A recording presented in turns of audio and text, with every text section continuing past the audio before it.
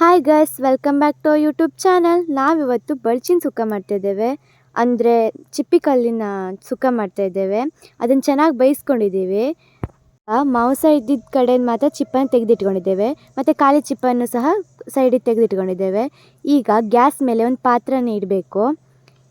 ಈಗ ಸ್ವಲ್ಪ ಎಣ್ಣೆ ಹಾಕ್ಕೊಳ್ಬೇಕು. ಅದಕ್ಕೆ ಎಣ್ಣೆ ಹಾಕ್ಕೊಂಡಿದ್ದೀನಿ ಫ್ರೆಂಡ್ಸ್. ಎಣ್ಣೆ ಸ್ವಲ್ಪ ಕಾಯಬೇಕು. ಫ್ರೆಂಡ್ಸ್, ನೀವು ಈ ಥರ ರೆಸಿಪಿನ ಮನೆಯಲ್ಲೂ ಟ್ರೈ ಮಾಡಿ, ತುಂಬ ಚೆನ್ನಾಗಿರುತ್ತೆ ಮತ್ತು ಈಸಿಯಾಗಿ ಕ್ವಿಕ್ಕಾಗಿ ಮಾಡುವಂಥ ರೆಸಿಪಿ ಆಗಿದೆ ಇದು. ಈಗ ಈರುಳ್ಳಿ, ಕರಿಬೇವಿನ ಸೊಪ್ಪು, ಟೊಮೆಟೊ ಮತ್ತು ಬೆಳ್ಳುಳ್ಳಿಯನ್ನು ತೆಗೆದಿಟ್ಕೊಂಡಿದ್ದೇವೆ. ಈಗ ಬೆಳ್ಳುಳ್ಳಿಯನ್ನು ಎಣ್ಣೆಗೆ ಹಾಕ್ಕೊಳ್ತಿದ್ದೇವೆ. ಈಗ ಅದು ಸ್ವಲ್ಪ ಕೆಂಪಾಗೋ ತನಕ ಹಾಗೆ ಬಿಡಬೇಕು. ಹಾಗೆ ಕರಿಬೇವಿನ ಸೊಪ್ಪನ್ನು ಹಾಕ್ಕೊಂಡು ಹುರಿಬೇಕು. ಅದು ಸ್ವಲ್ಪ ಬ್ರೌನಿಷ್ ಆಗೋ ತನಕ ಹುರಿಬೇಕು.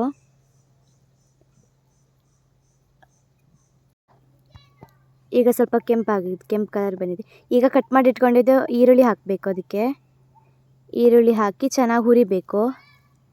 ಅದು ಸ್ವಲ್ಪ ಬ್ರೌನಿಷ್ ಬಣ್ಣ ಬರೋ ತನಕ ಹುರ್ಕೋಬೇಕು. ಚೆನ್ನಾಗಿ ಹುರ್ಕೋಬೇಕು. ಅದನ್ನು ಬ್ರೌನಿಷ್ ಆಗೋ ತನಕ ಹುರ್ಕೋಬೇಕು. ಈಗ ನೆಕ್ಸ್ಟ್ ಕಟ್ ಮಾಡಿ ಇಟ್ಕೊಂಡಿರೋ ಟೊಮೆಟೊ ಹಾಕಬೇಕು. ಟೊಮೆಟೊನ ಅದ್ರ ಜೊತೆ ಚೆನ್ನಾಗಿ ಮಿಕ್ಸ್ ಮಾಡಿ ಹುರಿಬೇಕು. ಚೆನ್ನಾಗಿ ಹುರ್ಕೊಳ್ತಾ ಇದ್ದೀನಿ ಫ್ರೆಂಡ್ಸ್. ಗೈಸ್, ಚೆನ್ನಾಗಿ ಹುರ್ಕೊಳ್ತಾ ಇದ್ದೀನಿ. ಎಲ್ಲರೂ ಈ ರೆಸಿಪಿನ ಮನೇಲಿ ಟ್ರೈ ಮಾಡಿ ಆಯಿತಾ, ಚೆನ್ನಾಗಿರುತ್ತೆ. ಈಗ ಅದಕ್ಕೊಂದು ಅರ್ಧ ಟೇಬಲ್ ಸ್ಪೂನಷ್ಟು ಅರಿಶಿನ ಹಾಕ್ಕೋಬೇಕು. ಹಾಗೆ ಸ್ವಲ್ಪ ಚಿಲ್ಲಿ ಪೌಡರ್ ಹಾಕ್ಕೊಳ್ತಾ ಇದ್ದೀನಿ, 2-3 ಟೇಬಲ್ ಸ್ಪೂನು. ನಿಮ್ಗೆ ಎಷ್ಟು ಖಾರ ಬೇಕೋ ಅಷ್ಟು ಹಾಕ್ಕೊಳ್ಳಿ, ಹಾಗೇನಿಲ್ಲ. ತುಂಬ ಖಾರ ತಿನ್ನೋರಾದರೆ ಸ್ವಲ್ಪ ಜಾಸ್ತಿ ಹಾಕ್ಕೊಳ್ಳಿ. ಖಾರ ಏನು ಜಾಸ್ತಿ ಬೇಡ ಅಂದರೆ ಸ್ವಲ್ಪ ಹಾಕ್ಕೊಳ್ಳಿ. ಈಗ ಸ್ವಲ್ಪ ಗರಂ ಮಸಾಲೆ ಪೌಡ್ರ್ ಹಾಕ್ಕೊಳ್ತಾ ಇದ್ದೀನಿ. ಸ್ವಲ್ಪ ಹಾಕಿ ಅದನ್ನು. ಮತ್ತು ಈಗ ಚಿಕನ್ ಸುಕ್ಕ ಮಸಾಲನ ಹಾಕ್ಕೊಳ್ತಾ ಇದ್ದೀನಿ ಸ್ವಲ್ಪ. ನಾವೆಷ್ಟು ಗರಂ ಮಸಾಲ ಹಾಕಿರ್ತೇವೆ ಅದಕ್ಕಿಂತ ಸ್ವಲ್ಪ ಜಾಸ್ತಿ ಚಿಕನ್ ಸುಕ್ಕ ಮಸಾಲ ಹಾಕ್ಕೊಳ್ಳಿ. ಈಗ ಚೆನ್ನಾಗಿ ಮಿಕ್ಸ್ ಮಾಡ್ಕೊಂಡು ಹುರ್ಕೊಳ್ಬೇಕು. ಚೆನ್ನಾಗಿ ಮಿಕ್ಸ್ ಆಗಿದೆ ಅದು. ಈಗ ನಾವು ತೆಗೆದಿಟ್ಕೊಂಡಿರೋ ಅದು ಮಾಂಸ ಇರುವಂಥ ಚಿಪ್ಪನ್ನು ಆ ಮಸಾಲೆಗೆ ಹಾಕಬೇಕು. ಹಾಕ್ಕೊಳ್ತಾ ಇದ್ದೀನಿ ಈಗ. ಅಷ್ಟು ಹಾಕ್ಕೊಂಡು ಈಗ ಅದನ್ನು ಮಿಕ್ಸ್ ಮಾಡಬೇಕು. ಚೆನ್ನಾಗಿ ಮಿಕ್ಸ್ ಮಾಡ್ಕೊಳ್ಬೇಕು ಫ್ರೆಂಡ್ಸ್. ಹೀಗೆ ಚೆನ್ನಾಗಿ ಮಿಕ್ಸ್ ಆಗೋ ತನಕ ಹುರ್ಕೊಳ್ತಾ ಇರಬೇಕು. ಆ ಚಿಪ್ಪಿಗೆಲ್ಲ ಮಸಾಲೆ ಹಿಡ್ಕೊಳ್ಬೇಕು ಗೈಸ್, ಆವಾಗ ಮಾತ್ರ ರುಚಿ ಇರ್ತದೆ.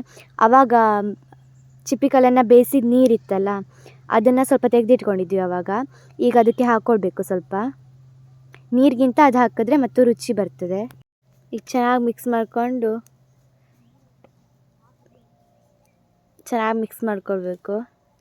ಮಾಡ್ಕೊಳ್ತಾ ಇದ್ದೀನಿ. ಚೆನ್ನಾಗಿ ಮಿಕ್ಸ್ ಆಯಿತು ಗೈಸ್. ಈಗ ಚೆನ್ನಾಗಿ ಮಿಕ್ಸ್ ಆಗಿದೆ ಇದು ಎಲ್ಲ.